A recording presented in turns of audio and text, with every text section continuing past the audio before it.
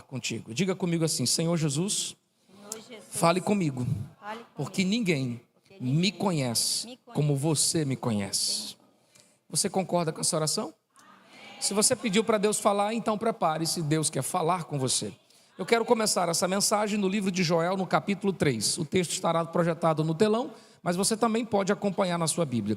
Durante os próximos minutos, eu quero pedir a você que aquete o seu coração.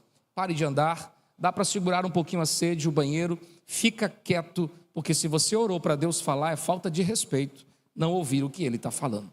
Em Joel, no capítulo 3, no versículo 14, nós temos um versículo que introduz a mensagem de hoje, e o versículo é: multidões, multidões no vale da decisão. Eu vou repetir de novo essa frase: multidões, multidões no vale da decisão. É sobre essa proposta que o profeta Joel caminha para o fim, dizendo que multidões estão no vale onde precisam tomar decisões. Qual é a decisão que você precisa tomar? É uma quantidade de pessoas enormes que precisam se posicionar. Em todos os tempos, em todas as épocas e em todos os lugares, sempre foram apresentadas adversidades, dificuldades que vieram com ímpeto contra uma instituição que eu chamo de a melhor instituição, a família. E diante disso, algumas famílias se posicionaram, outras não se posicionaram. Mas hoje nós iremos falar sobre famílias que se posicionam. E a primeira delas está lá no livro de Êxodo, quando nós ouvimos falar de duas mulheres. Essas mulheres, chamadas de Sifrá e Puá, eram parteiras em uma época um tanto difícil. E é no livro de Êxodo, no capítulo 1, dos versículos 15 a 21, que sua história é contada quando o tirano rei do Egito, Faraó, baixa um decreto dizendo que todas as crianças do sexo masculino deveriam ser mortas no momento da sua concepção, no momento do seu parto, do seu nascimento. E estas mulheres estão debaixo de um jugo opressor de um rei tirano, porque aquele que mata crianças também mataria adultos. E agora a sua imposição é: não deixe essas crianças nascerem vivas. Se for homem, mate logo. Mas essas mulheres correram riscos, elas se posicionaram num tempo de morte e infanticídio, elas se posicionaram e elas não fizeram o que o rei queria que fizesse. Pelo contrário, ela deixou as crianças nascer, ela permitiu que os meninos nascessem. E o resultado disso, o texto vai prosseguir dizendo que o Senhor, no versículo 19, fez bem a esta família, fez bem à casa dela, porque mulheres que se posicionam também veem as coisas se posicionarem diante delas. E a maior lição desse texto é que quando você faz algo por alguém, este algo volta para você também. Eu vou repetir isso: quando você faz algo por alguém, este algo volta para você também. Mulheres que se posicionaram e salvaram filhos de outras mulheres e viram sua casa e os seus filhos se tornarem fortes, porque Sifrá e Puá não eram coveiras, elas eram mulheres que permitiam nascer, posicionada num tempo de crise.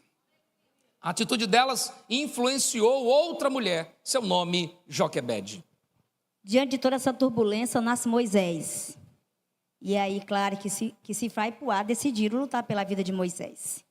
Só que a mãe de Moisés, Joquebede, Êxodo 2, toma um posicionamento de guardar e preparar seu filho. A Bíblia diz que ela o guardou por 3 meses. Você sabe o que é guardar uma criança por 3 meses? Essa mulher se arriscou, mas ela não se importou com isso. Ela tomou o posicionamento de guardar o seu filho. Quando ela via que não dava mais para o guardar, ela o levou lá no rio Nilo. E lá a filha do rei estava tomando banho. E encontrou o menino. Depois que ela encontra o menino, devolve para sua mãe de novo. Aí Joquebede toma outro posicionamento de preparar Moisés. Porque mesmo Joquebede não sabendo, mas Deus já estava induzindo para que ela preparasse o seu filho para um grande projeto que ele tinha na vida de Moisés. Então ela guardou o filho quando tinha de 3 meses, de recém-nascido até 3 meses. Então quando a filha do rei o encontra, entrega para ela de novo. E a Bíblia não relata, mas a história diz que ela aproximadamente ficou com Moisés até 5 a 6 anos de idade. É justamente, gente, o tempo que o caráter da criança é preparado. Deus o entregou para sua mãe para que ela o preparasse, porque ele ia voltar de novo para o Egito, numa terra cheia de costumes e tradições, que era contrário às suas tradições, contrário ao seu Deus. Então Joquebede guardou e preparou. São duas coisas importantíssimas que nós, mamãe, temos que ter. E as de primeira viagem eu vou dizer: guardem seus filhos no tempo certo e prepare ele para o tempo certo. Vocês devem ter visto agora há pouco um noticiário nas redes sociais, na cidade de Parnaíba, onde uma mulher matou 2 crianças envenenadas, uma de 7 e uma de 8 anos. Se essa criança tivesse sendo guardada pelos seus pais, vigiada pelos seus pais, não teriam passado por isso. Pais e mães, pelo amor de Deus, parem de ficar botando criança para dormir na casa dos outros. A criança é abusada sexualmente e você nem sabe que a criança às vezes não diz porque ela é ameaçada. E ela cresce com aquele trauma e isso vai resguardar, vai refletir na vida dela lá na adolescência, com torturas e dores. Então guarde seu filho no tempo certo, mas também prepare-o para o mundo a qual nós estamos vivendo, que é um mundo que não é nada fácil. Prepare seus filhos, ensinando a palavra de Deus, guardando eles em Cristo, preparando para quando eles se depararem com alguma situação adversa nesse mundo, eles possam estar preparados, assim como Moisés estava. Quando Cainã tinha 9 anos para 10 anos, nós moramos em Teresina. E eu fiz questão de pegar o Cainã e levei ele num semáforo da capital, onde tem crianças de 10 a 12 anos, aqui o Adriano de prova, se drogando. E eu disse para ele: filho, esse é o caminho daquelas pessoas que decidem andar sem Jesus. E o caminho das drogas, filho, é um caminho sem volta. Só Deus pode resgatar alguém de lá. Então, escolha caminhar com Jesus. Então, eu guardei meu filho no tempo certo, mas também preparei ele para viver nessa vida. Porque existem horas que é hora de guardar, mas existem coisas que não dá mais para guardar. Como livrar os filhos se eles estão na escola sendo influenciados, sendo toda hora bombardeado? É isso que Joquebede fez. Eu guardei até os 3 meses. Mas depois disso eu ensinei, eu preparei. Mas talvez você diga assim: pastor, o problema é que na minha casa eu não tive ensinamento. Pois então eu quero te falar de uma outra família que se posicionou. Eu estou falando de Isaac e Rebeca. Eles não tiveram ensinamento quando o assunto foi a relação entre Abraão, seu pai, e sua mãe, Sara. Sara não podia dar à luz e Abraão, esperando uma promessa de Deus, se precipita. Numa conversa mal formada, ele agora toma uma atitude precipitada, deita-se com uma concubina, coisa permitida naquela época, e isso gerou problemas por muitos anos. Isaac cresceu vendo isso. E Isaac decidiu contrariar a lógica. Ele não reproduz o erro do seu pai. Ele não repete a falha de que tinha acontecido na sua casa. E agora que ele está casado com Rebeca, ela também é estéril. E o que ele faz? A Bíblia vai dizer, no livro de Êxodo, no livro de Gênesis, no capítulo 25, no versículo 21, que ele orou e esperou no Senhor. Mas ele não orou 1 ano, ele orou 20 anos. Porque quando casou com Rebeca, tinha 40 anos, e somente aos 60 anos ele pôde ser pai. Você sabe por que nós não queremos mudar a lógica e se posicionar? Porque isso dá trabalho. Orar e esperar por 20 anos dá trabalho. Nós estamos querendo tomar atitudes que causam impacto logo no dia seguinte. Mas o que nós fazemos causarão impactos para gerações futuras. O erro e o acerto. E Isaac não queria ver a sua família sofrendo o que ele mesmo sofreu dentro de casa. O erro de Abraão reflete ainda na atualidade do século 21. Os seus erros poderão ir muito longe, mas os seus acertos também. Pois se a Bíblia diz que a maldade dos pais vão até os filhos, a Bíblia diz que a bondade vai até 1000 gerações. Sabe o que isso me ensina? Que Isaac, posicionado, orou e esperou. Ele pode ter tido problemas em outras áreas, financeira, com os filhos, mas você nunca vai ler na Bíblia que Isaac teve problema com seu casamento, porque ele foi um homem que se posicionou, esperando em Deus, orando com ela, e quando veio dupla honra. Veio 2 filhos, que dupla honra alcance aqueles que contrariam a tradição de seus pais, que contrariam a sequência geracional que vem vindo para viver algo novo e diferente na sua história. Isaac e Rebeca é um casal que se posiciona. Em Juízes 4 fala também de uma mulher que tomou um posicionamento. Seu povo estava sendo ameaçado de morte. E lá em 4:7 diz que Débora se levantou como mãe, tomou um posicionamento e se levantou diante de Deus como mãe para que Deus o libertasse, seu povo, da morte.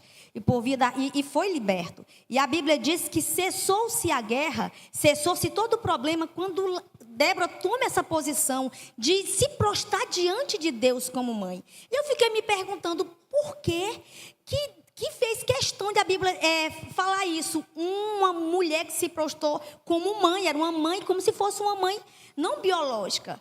Não era mãe biológica, ela estava orando pelo seu povo que estava sendo perseguido, ameaçado de morte. Queridos, Deus me fez entender quando eu preparava isso daqui. Ele dizia: Carminha, a oração de uma mãe, de um coração quebrantado, ela é infalível.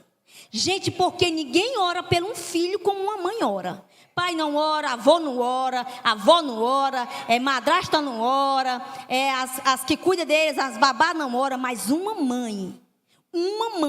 É por isso que Débora se colocou diante de Deus como uma mãe. E a Bíblia diz que cessou tudo quando Débora toma esse posicionamento. O seu povo estava sendo ameaçado de uma guerra, gente. Guerra mesmo de armas. E qual é a guerra hoje que entra nos nossos lares, nós não estamos percebendo? Guerras espirituais, que está entrando dentro dos nossos lares, nós achamos naturalmente, achamos que isso é natural. E quando você vai abrir os olhos, é tarde demais. E guerra espiritual, gente, não se vence na força do braço. Diz Paulo que guerras espirituais se vence com armas espirituais, não na força do braço.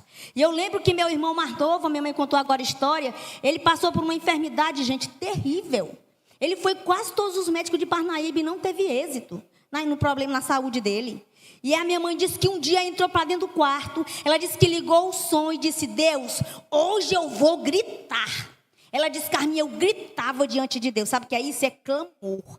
Com 2 dias que minha mãe fez isso, meu irmão encontrou um médico na Parnaíba e disse: pode ir para casa, porque deste problema tu não sofre mais. E minha mãe foi curado. Aleluia. Você sabe o que é? Meu irmão foi curado. Sabe o que é isso? É uma mãe quando se prostra diante de Deus em favor dos seus filhos. Aleluia. Posicione-se. Deus vai fazer, Deus vai fazer, Deus vai fazer. E você está fazendo o quê? É comum entender uma frase que repetidas vezes é dita: Deus só faz o que você não pode. Mas o que você tem que fazer, não transfira para os outros. Pastor, mas o tempo que nós estamos vivendo é difícil. Então deixa eu te falar de um homem, chama-se Gideão. O livro de Juízes conta a sua história, que Gideão viveu um tempo em que os midianitas, todas as vezes, invadiam sua cidade, invadiam suas casas e roubavam todo o fruto do seu trabalho. Eles plantavam, mas não colhiam. Vinham os midianitas e levavam. Eles criavam, mas não usufruíam. Tudo que eles construíam era levado, era dizimado por uma equipe que eram devoradores, destruidores. E Gideão poderia fazer como a multidão estava fazendo. Lutar para quê? Se não está adiantando nada. A gente trabalha e não tem resultado. A gente se esforça e não vê nada acontecer. Só que Gideão, a Bíblia diz no livro de Juízes, que Deus encontrou ele malhando trigo no lagar. Lagar é o lugar onde se pisava a uva, não onde se processava o trigo. Porque o trigo, mesmo sendo ele pisado, ele precisa de um lugar seco, para que os grãos de trigo possam ser separados da palha. E ele está no lugar impróprio, num tempo impróprio, mas fazendo a coisa certa. Sabe o que Gideão está dizendo? O tempo é difícil, a situação é caótica, o lugar não me permite, mas eu me posiciono, eu tomo uma postura. E quando o Senhor vem até ele, sabe como Deus chama ele? Varão valoroso. Vai nessa tua força, o Senhor Deus é contigo. Sabe, irmãos, nós estamos esperando ouvir na igreja Deus dizer assim que é conosco, mas você não está tendo atitude de valor.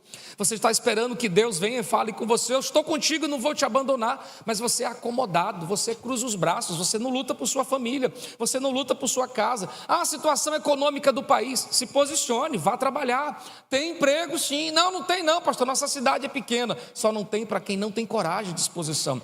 Esse casamento aqui não tem mais jeito. Se posicione. Eu nunca vi um homem se posicionar diante de Deus e ficar sem resposta. A Cananeia orou, Deus respondeu, mas demorou, porque ninguém ora como mãe, mas ninguém responde tão rápido como a oração feita por um pai. Eu tenho que defender minha parte, é claro. Quando Jairo disse: o Senhor, minha filha está doente, o Senhor disse: eu vou agora. Quando o centurião disse: o meu servo está doente, o Senhor disse: eu vou. Então, se ninguém ora como você, a resposta não é tão rápida quando nós. Então, senhorzão, ô guerreirão, Para de se acomodar, de ficar sendo preguiçoso, esperando que a tua mulher faça. Se posicione. Malhe trigo no lagar. Por causa de Gideão, uma história foi mudada porque ele se posicionou. Posicione-se. Uma geração inteira pode ser mudada. Você pode escolher isso, como o célebre texto lido agora pelo nosso irmão Antônio José. Josué 24:15 é a afirmação de um homem que está no meio de uma nação, um líder, uma nação que se misturou na terra dos cananeus, que tinha a cultura dos filisteus, dos amorreus, e esse povo está dividido entre seguir a Deus ou a Baal. Mas Josué disse: escolham o que vocês quiserem, eu não vou ser mais um na multidão, eu não vou fazer o que todo mundo faz, eu não sou um Maria vai com as outras, eu e minha casa. Começa com o líder e reflete em todo lar. Eu e minha casa serviremos ao Senhor. Senhores homens, vocês podem repetir isso comigo? Não, vou te dar uma chance. Eu conto no 3 para harmonizar. Senhores homens, 1, 2, 3. Está perto da amada, está perto da esposa. Diga isso para ela. Eu e minha casa serviremos ao Senhor. Agora deixa eu ver se as mulheres também vão dizer. O que as mulheres dirão? 1, 2, 3. Eu e minha casa serviremos ao Senhor. Sempre assim. Continue, Cadinho. Queridos irmãos, para mim o maior ministério é a sua família. É lá que você tem que começar seus primeiros passos ministeriais. Porque não adianta você ganhar todo mundo lá fora se a sua casa está distante de Deus. Até porque sua casa em Cristo vai se tornar um exemplo para o mundo lá fora. Então, quando eu me casei, eu decidi, vou cuidar do meu filho, vai ser minha primeira ovelha. Eu via que o pai era muito dedicado às coisas da igreja. E eu disse, pois eu vou cuidar do meu filho, porque só quero ter essa flecha. E eu não posso errar o alvo. Então, de tanto eu ver, irmãos, eu era adolescente, eu via, todo mundo dizia assim, bicho trabalhoso é filho de pastor. Filho de pastor não dá para prestar. E aquilo ficou na minha cabeça, eu digo, não, o sangue de Jesus tem poder. Meu marido é pastor e eu tenho um filho, vai prestar sim, em nome de Jesus. Então, eu comecei a declarar esse texto na minha vida, digo, não, vou fazer como Josué. A minha casa vai servir a Deus. Então, aquilo me criou um trauma, gente. Me criou um trauma, por isso que eu era apreensiva com Cainã, muitas vezes fui militar mesmo. Fui militar, mas ele disse que louva a Deus pela mãe louca que ele tem, diz todas as vezes. Eu louvo a Deus pela sua loucura, porque se não fosse a sua loucura, eu estava desviado. E estava mesmo, tá? Então eu dizia para o diabo todo dia, eu dizia, a minha casa eu não te entrego. O meu filho eu não te entrego porque ele não é patrimônio teu. Ele é patrimônio do meu Senhor, herança do meu Deus, como galardão do meu ventre. E eu dizia para o Cainã todo dia, nego, velho, nem que eu morra, mas a tua alma para o inferno eu não entrego. E valeu a pena, gente, valeu a pena eu trazer a existência que ainda não existia. Se por aí ainda dizendo que filho de pastor não dá para prestar, isso, aquilo, outro. Se você um dia se casar com um pastor que ainda é solteira, traga essa declaração. Não, a minha casa vai ser diferente. Os meus filhos vão servir a Deus. Então, sabe por que eu fazia isso? Porque eu olhava para Davi, era um desastre. Eu olhava para Eli, era um desastre. Eu olhava para Samuel, era um desastre. Eu digo, misericórdia, o sangue de Jesus tem poder. Se os grandes homens da Bíblia estão desse jeito, Deus tem misericórdia desse aqui.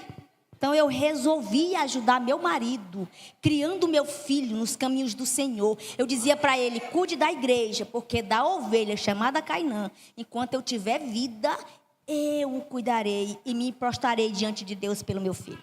Aleluia. Vale a pena ou não vale? Famílias que se posicionam vivem coisas surpreendentes, mas o inverso disso também é preocupante. Famílias não posicionadas atraem males terríveis. Deixa eu te falar de 2 casais. No Antigo Testamento, nós temos no livro dos Reis a história de Jezabel e Acabe. Lá nós temos um marido que não se posiciona. É Jezabel que tem as rédeas. É Jezabel que decide. Acabe é um homem sem postura. E o resultado disso você já sabe. Acabe e Jezabel tiveram um fim trágico. No Novo Testamento, nós temos um casal também. Que nesse caso, quem não se posicionou foi a mulher. Lá nós temos Ananias chamando sua esposa e dizendo, vamos mentir? Vamos fazer isso aqui? Uma mulher posicionada teria chegado para ele e disse, não, senhor, meu marido, isso é mentira. Não peça para me compactar com o seu erro. Não peça para me aplaudir isso. Mas uma mulher obissa fez essa família ter um fim trágico. morreram todos dois, no intervalo de poucas horas, de 1 hora mais preciso. No Antigo Testamento, uma mulher para frente, um homem omisso. No Novo Testamento, um homem para frente, uma mulher omissa. Isso mostra que está na hora que esse posicionamento seja do casal. Casais posicionados, marido e esposa que se posicionam, vitória que se desfruta. Ponha-se sobre os seus pés, porque esta noite a nossa pergunta é: qual será a sua escolha?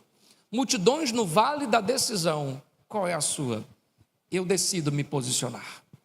Eu me posicionei há 23 anos atrás, quando nós casamos, 24 anos atrás, quando nós casamos, 23. Eu continuo me posicionando. Não é porque já passamos 2 décadas casados que nós devemos baixar a guarda. Eu me posicionei na criação do meu filho. Nós nos posicionaremos na criação dos nossos netos. E o que nós estamos vivendo, queremos que vocês vivam. Porque o Deus da minha casa é o Deus da sua casa. É verdade. Sim ou não?